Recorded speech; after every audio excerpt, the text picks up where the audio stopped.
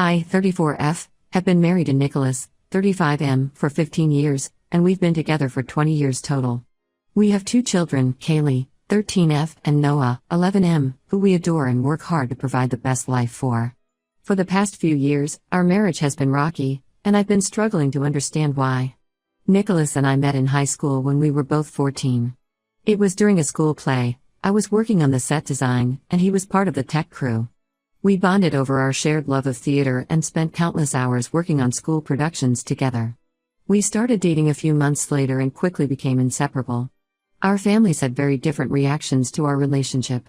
My parents were supportive, seeing Nicholas as a good influence. He was studious and respectful, and they appreciated how he encouraged me to focus on my studies.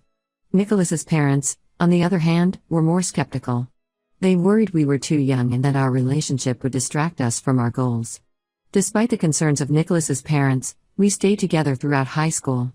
We had our fair share of teenage drama, petty fights, jealousies, and misunderstandings, but we always found our way back to each other. By the time we graduated, we were convinced we were meant to be together forever. We got married young, at 19, right after our first year of college. Looking back, I realize how naive we were. We thought love would conquer all, that we could handle anything life threw at us as long as we were together. Nicholas's parents were not happy about our decision, but my parents helped us plan a small, intimate wedding in our backyard. The first year of marriage was a whirlwind.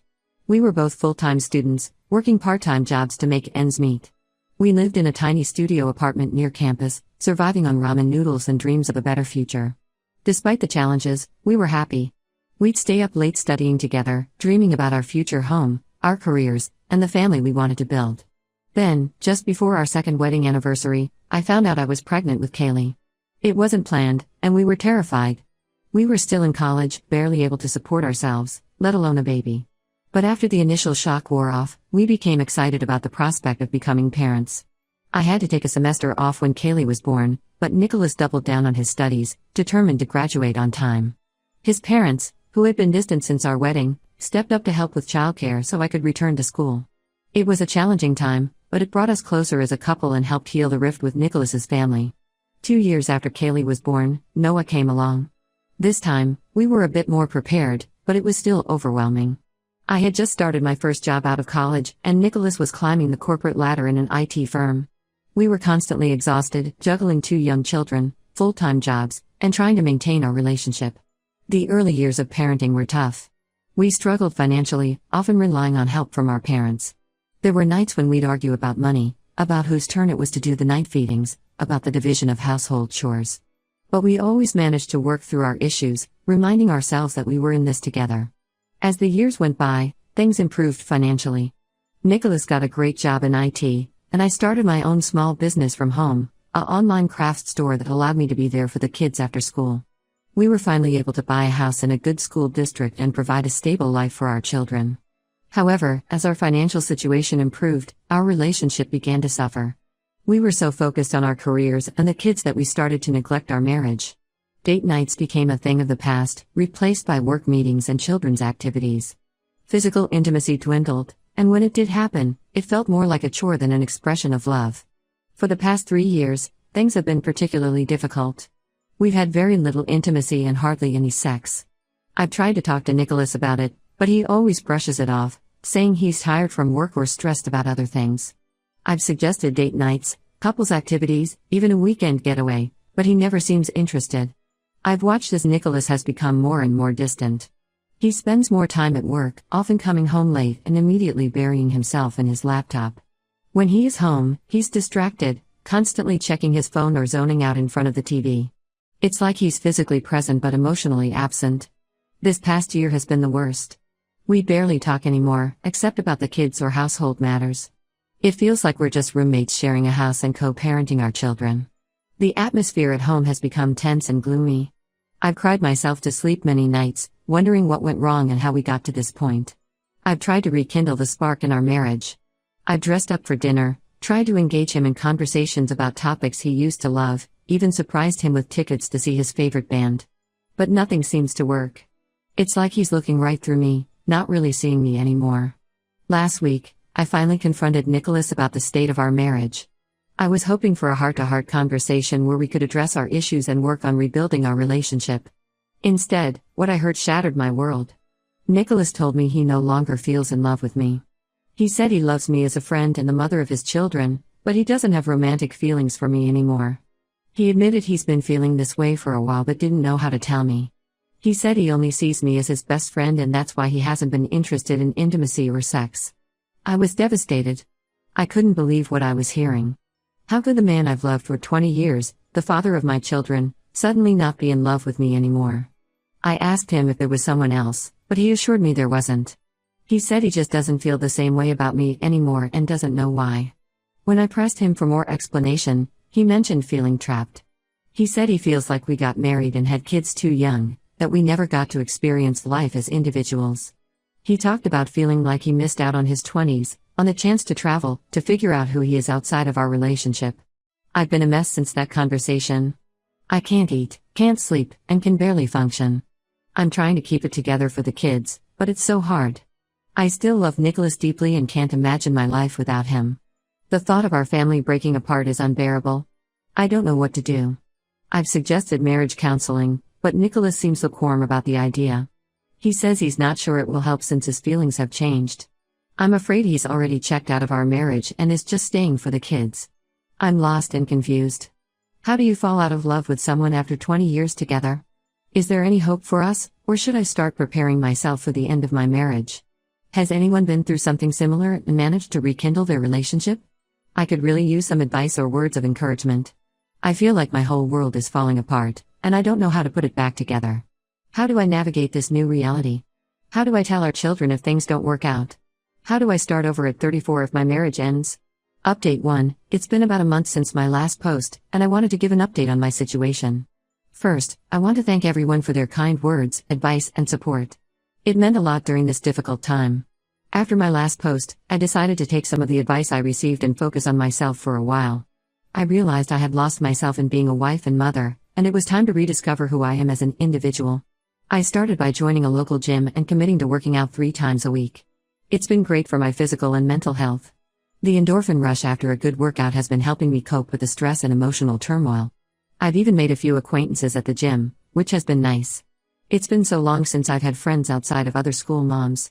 I've also rekindled my passion for painting, something I gave up years ago when the kids were born. Back in high school and college, art was my escape. I used to spend hours in the art studio, losing myself in colors and textures. When Kaylee was born, I packed away my easel and brushes, thinking I'd get back to it someday.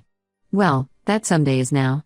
I've set up a small studio in our spare room and have been spending a few hours each week creating art.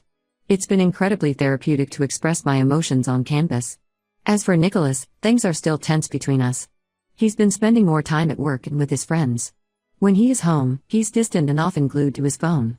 I've tried to engage him in conversation about our relationship, but he always finds a way to change the subject or says he's too tired to talk. Last week, I discovered something that made me question everything. I was doing laundry and found a receipt in Nicholas's pocket for an expensive restaurant in the city. The date on the receipt was for a night he told me he was working late. When I confronted him about it, he got defensive and accused me of spying on him.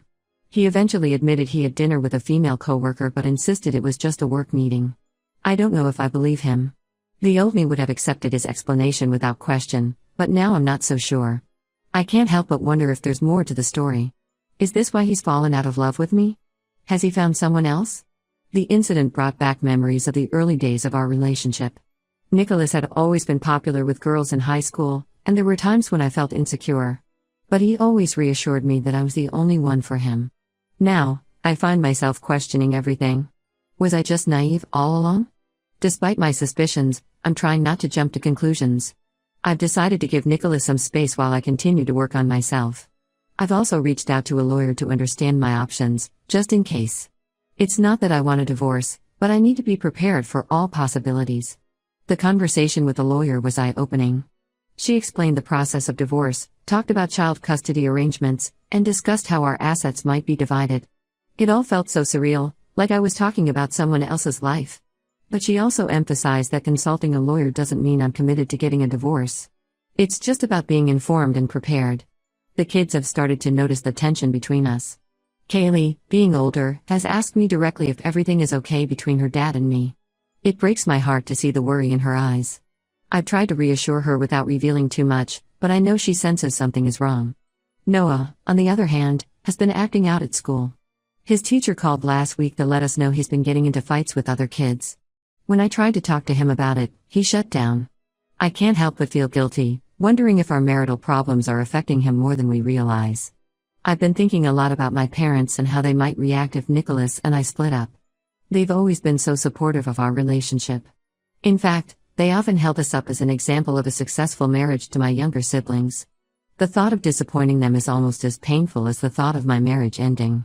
I'm still holding on to hope that Nicholas and I can work things out, but I'm also preparing myself for the possibility that our marriage might be over. It's a scary thought, but I'm trying to stay strong for myself and my children. In the meantime, I'm focusing on being the best mother I can be. I've been making an effort to spend quality time with Kaylee and Noah, helping them with their homework, and trying to maintain a sense of normalcy in their lives.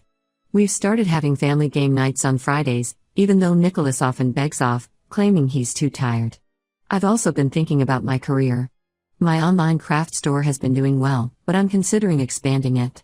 Maybe this is an opportunity to turn it into something bigger, to secure my financial future in case I need to support myself and the kids on my own.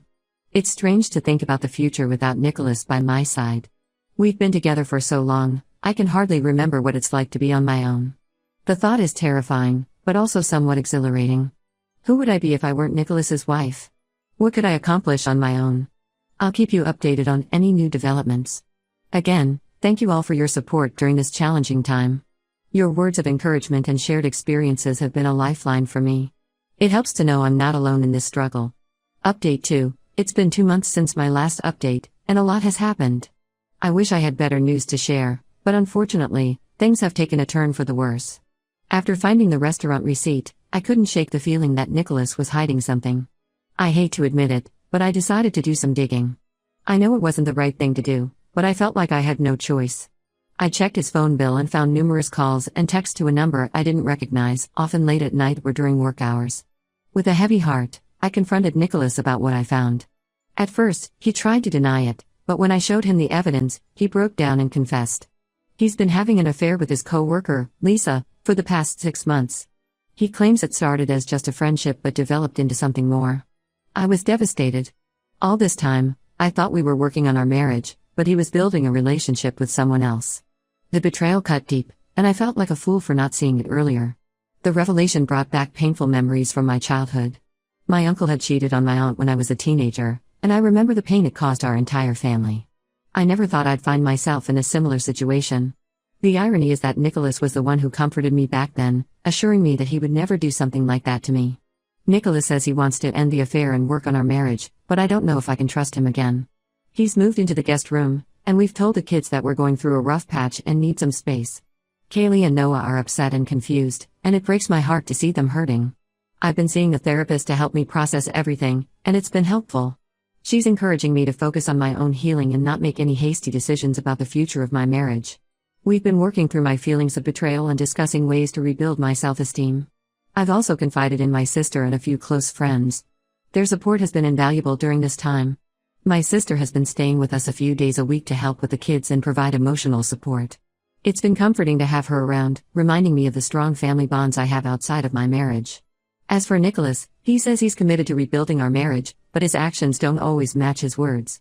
He's still working late and is often distracted when he's home. I've caught him texting several times, and although he claims it's work-related, I can't help but be suspicious. The kids are struggling with the changes in our household. Kaylee has become withdrawn, spending more time in her room and less time with her friends. Noah's behavior at school has improved, but now he's having nightmares and often crawls into my bed in the middle of the night. I'm doing my best to reassure them, but it's hard when I'm feeling so uncertain myself. I'm at a crossroads now. Part of me wants to fight for my marriage and the family we've built together. We have so much history, so many shared dreams and goals. The thought of throwing that all away is heartbreaking. But another part of me wonders if it's worth it. Can I ever trust Nicholas again? Can we rebuild what we've lost? I'm taking things one day at a time and trying to stay strong for my kids. I've started looking into my options for the future, including potentially going back to school to update my skills if I need to re-enter the workforce full-time. I've also been putting more energy into my online craft store, and sales have been steadily increasing.